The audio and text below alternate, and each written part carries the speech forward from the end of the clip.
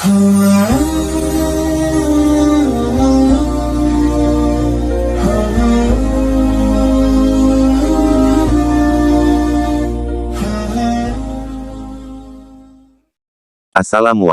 warahmatullahi wabarakatuh. Robisrohli sodri wa yassirli amri wahlul uqdatang milisani yafqahu qouli. Amin. Untuk sahabatku azza wa jalla. Setiap orang alim pasti mempunyai keistimewaan yang diberi oleh Allah subhanahu wa ta'ala. Terkadang tingkahnya di luar logika kita, sehingga kita tidak bisa menilainya. Nah, kali ini saya akan membahas tentang karomah Kiai Haji Asad Syamsul Arifin. Mari kita simak video berikut ini biar kita tidak salah paham. Kiai Asad Syamsul Arifin, pendiri pesantren Salafiyah Syafi'iyah, Sukorejo Asem Bagus Situbondo. Santri Syekhona Kholil Al-Bankalani ini, dalam sejarah NU, yang diutus untuk menyampaikan pesan-pesan khusus sebagai isyarat pendirian organisasi kelak bernama Nahdlatul Ulama. Suatu ketika, Kiai Asad pernah menangis ketika santrinya mengetahui bahwa beliau adalah seorang komandan pimpinan para wali. Tidak ada yang menyangka, ternyata mursyid 13 tarekat-tarikah, dan ulama besar Nahdlatul Ulama NU ini adalah seorang wali kutub pimpinannya para wali. Berikut adalah kesaksian dari Kiai Mujib, putra Kiai Haji Ridwan Abdullah pencipta lambang NU. Kiai Asad laksana samudera tak bertepi. Beliau semakin didekati kian bertambah tidak kelihatan. Saya sangat berpengalaman. Bahkan saya pernah mencium seluruh tubuhnya, kecuali yang memang tidak boleh. Setelah saya pijat selama hampir 3 jam, beliau tertidur sangat pulas. Saya ciumi sekujur tubuhnya, dari ujung kepala sampai telapak kaki. Saya tidak mendapatkan bau apa-apa. Sampai hati saya berkata, beliau ini ada atau tidak ada. Apakah ini orang yang dikatakan sudah berada di makam fana? Hampir 20 tahun saya hidup bersama beliau.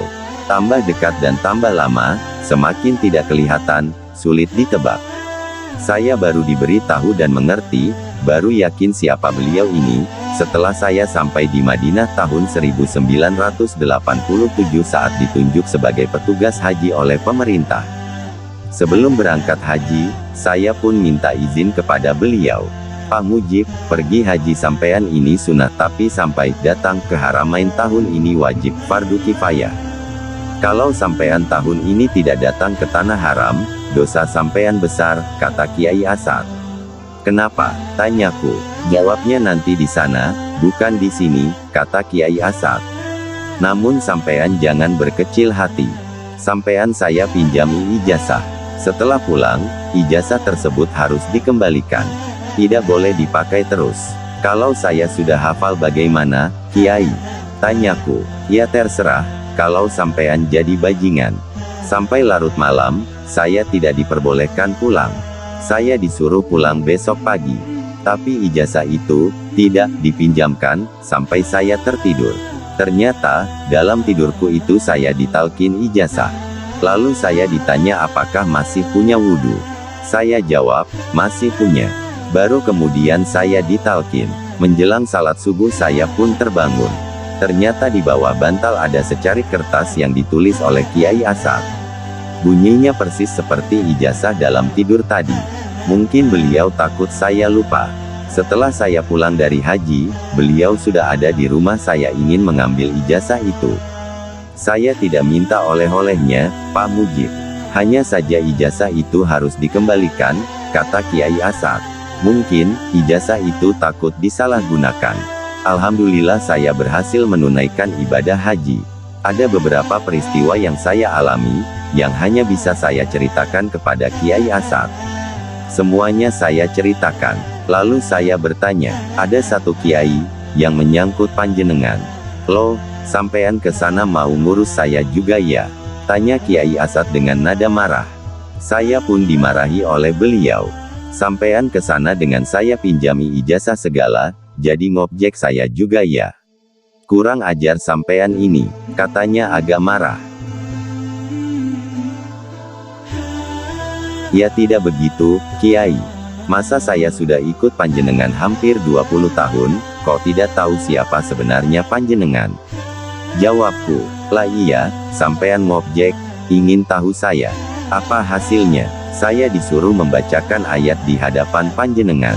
Ayat apa? Tanya Kiai Asad. Ayat Al-Quran. Dengan syarat, kalau panjenengan mau. Kalau tidak mau ya tidak usah. Jawabku, mana ada kiai yang tidak mau dibacakan Al-Quran? Gila sampean ini, kata Kiai Asad. Lawong, orang di sana bilang begitu, Kiai, kata saya melucu.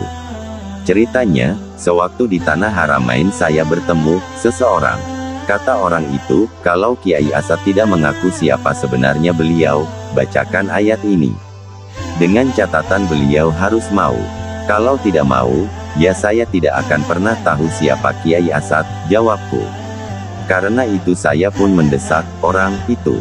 Lalu orang itu berkata, ya tidak maunya itu ngakunya.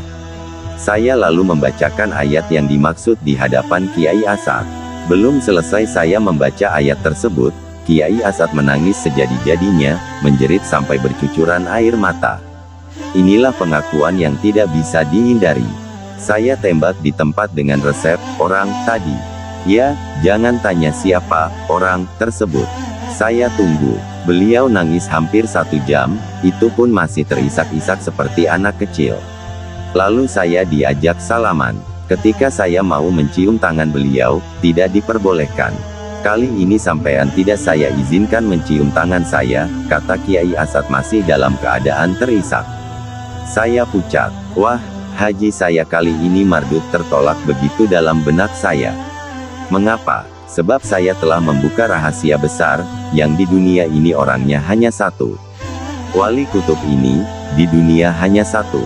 Itu rahasianya saya buka, walaupun saya disuruh seseorang. Pak Mujib, apa sampean tidak keberatan belas kasihan sama saya?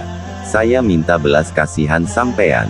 Saya minta belas kasihan sampean agar jangan sampai ngomong kepada orang lain selama saya masih hidup, siapa diri saya ini. Demikian Kiai Asad meminta kepadaku. Kisah ini disampaikan melalui penuturan Gus Solahuddin Azmi, putra Kiai Mujib Ridwan, kini Wakil Ketua PCNU Surabaya. Terima kasih sudah menonton video ini. Jangan lupa subscribe, like, share, dan komen. Agar kami bisa terus berbagi video yang bermanfaat dan berfaedah.